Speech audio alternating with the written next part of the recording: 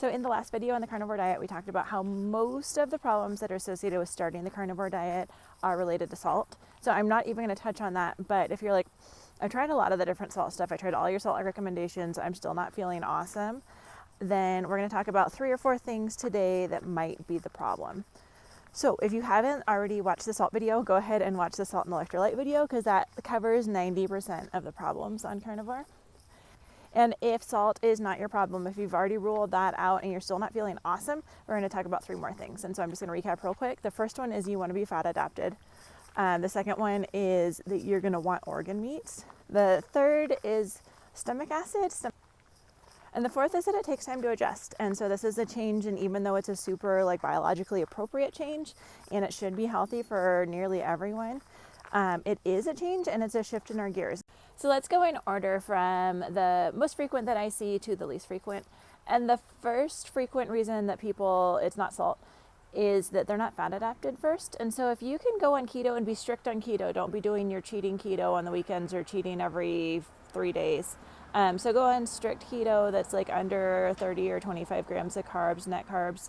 If you want to use a little bit of Lily's chocolate, that's fine, but don't do junk food keto where it's all the Franken foods and stuff. So mostly do meat-based keto. You can see I did an egg-free, dairy-free, meat-based keto for my kids, and I'll link down below to that free download that you're welcome to download if you want to use that as ideas on how to do keto.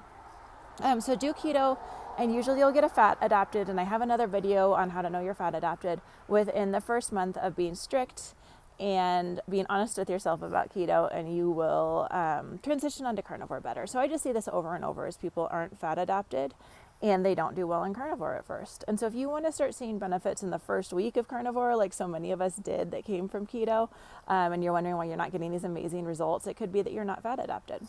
That's the first one. And the second one is stomach acid. And so we should have low pH, which is high acid.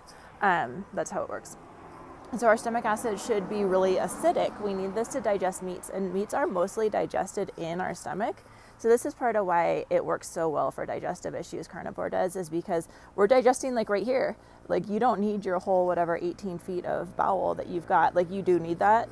But in general, most of the meat is going to be digested way up high in your stomach. So you want to make sure your stomach acid is good. So if you're taking Tums or you're taking Prilosec or something to reduce your stomach acid, or you have in the past, just a second, then that is a reason why carnivore might not be working well for you. You need to get your stomach acid better. And so that could just be a slow transition. First of all, if you can research, I'm not going to go into that in this video.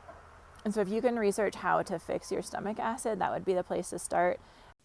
So once you've got your stomach acid figured out, and unless you know that you have stomach acid problems, you've been on long-term antacids, then I wouldn't worry about it a whole lot. I'd just be kind of mindful that your stomach has to acclimate to eating more meat and digesting more meat and having a lower pH and producing more stomach acid. And it's something that your body does. And so it's something that everyone's body can do, and your body will fix itself. So once you've got your stomach acid figured out, the next thing to do, if it's not stomach acid, is to incorporate liver in your diet. And I know a lot of people don't want to, because we were all kind of raised that liver is gross, there's the grossest food you could eat.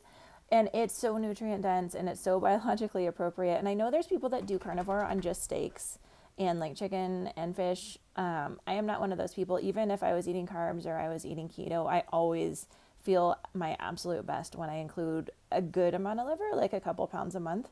And so that's kind of I don't love it still, but I do crave it. And so I know that if my body is having sugar cravings, or I'm low on energy, or I'm just feeling blah, or I'm craving a bunch of junk food, then liver usually is what I need. And so cooking up some chicken liver, I've got a chicken liver pate that's really good.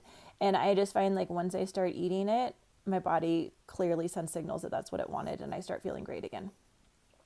And so that's probably true for, I would say, probably more women than men. I would think that more men can do the steak only thing, but women, we bleed every month. We need a lot more iron, and we just have a lot more going on with our hormones than men do. And so I would think that that's especially true for women. Chicken liver is, and calf liver is more mild than beef liver. And so if you've tried beef liver and you couldn't handle it, go ahead and try chicken or calf. And hopefully that will make you start feeling great on carnivore, because that's what we want.